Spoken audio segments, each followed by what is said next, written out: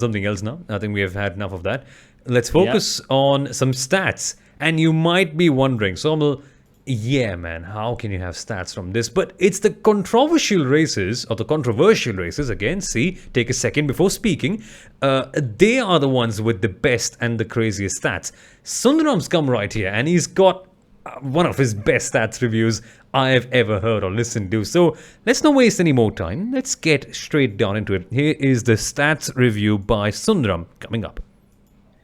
Hey guys, it's time for the stats review of that Belgian Grand Prix. Now, I know we didn't get a race as such. The drivers didn't manage to fight it out. Unfortunately, it's a bit of a shame.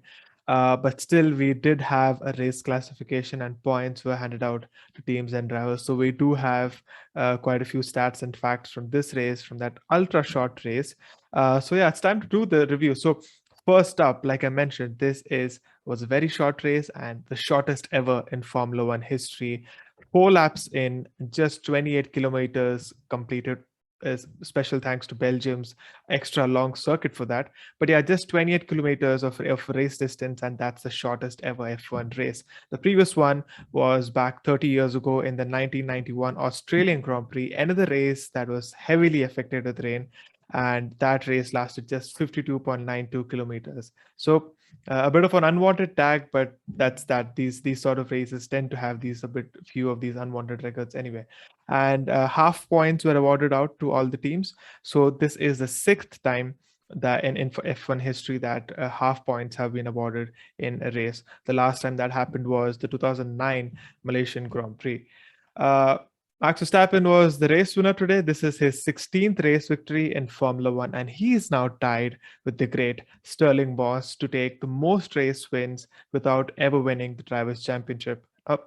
Now, Sterling Moss was often called the best driver to never win a championship. I really hope Max Verstappen is not the best modern driver to never win a championship.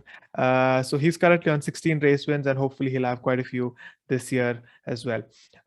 Honda finally win at the Belgian Grand Prix after 30 long years. Now, something very interesting is that whenever they've won the Belgian Grand Prix as an engine supplier, their respective customer team has gone on to win the constructors title that year. So in 1986, it was Williams Honda that won in Belgium, and they were the constructors constructors champions that year. And from 1988 to 1991, it was McLaren Honda who were victorious at the Belgian Grand Prix, and eventually they took the constructors title as well. Will Red Bull take that this year? I would like that. I would like that trend to continue. So let's see how that goes.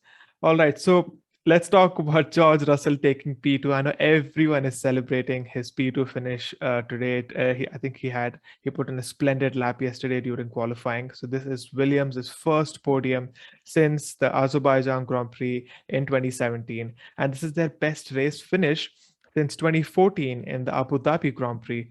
Now that race was a race with double points, and today's race was a race with half points. So a bit of a points multiplier going on with Williams whenever they take P2 recently.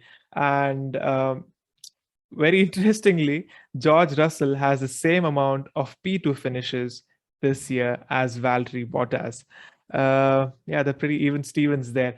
And lastly, I would like to say that although I'm very, very happy for George Russell taking P2 today, and I think he's really, really deserved it. He has a potential. I'm just as gutted for Lando Norris because Sebastian Vettel was calling out for the red flag yesterday, and unfortunately it wasn't waved by the stewards.